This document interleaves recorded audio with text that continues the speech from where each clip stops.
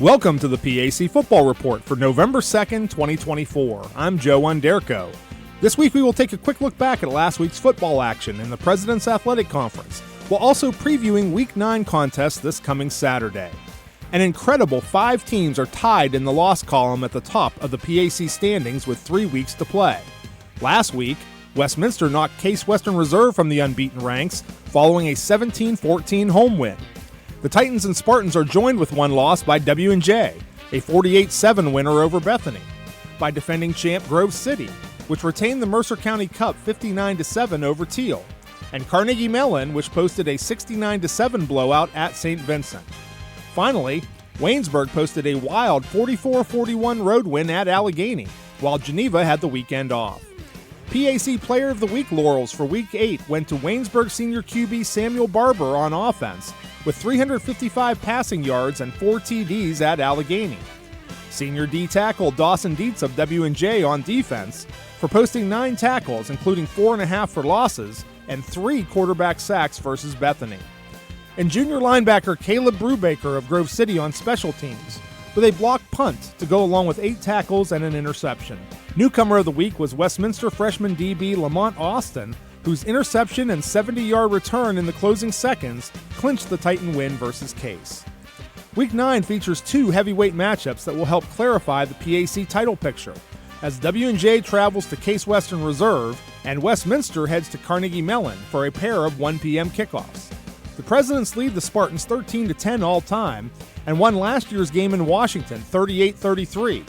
However, Case captured the last meeting in Cleveland 14-10 in 2022. CMU and Westminster are dead even, 21-21-1 against each other all time.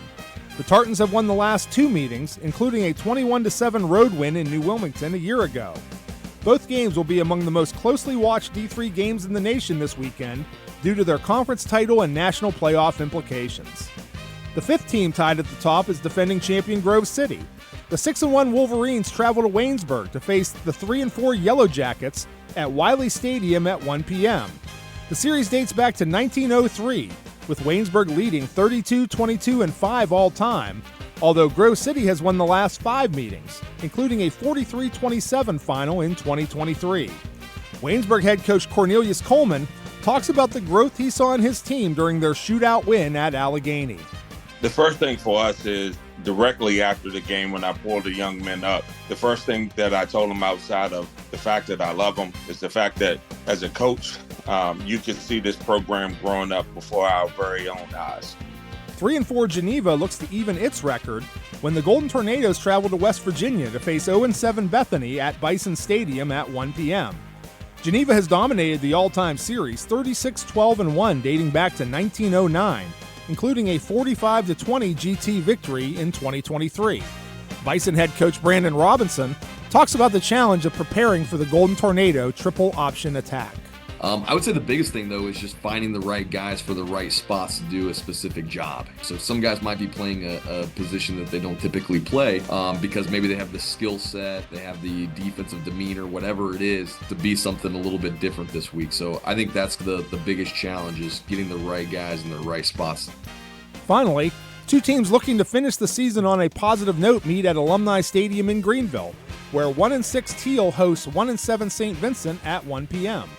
The Bearcats lead the all-time series 13-12, but the Tomcats snapped a 7-game loss streak to St. Vincent with a 30-27 road win last season. Tomcat head coach Sam Bauman talks about honoring his senior class at the team's final home game this season.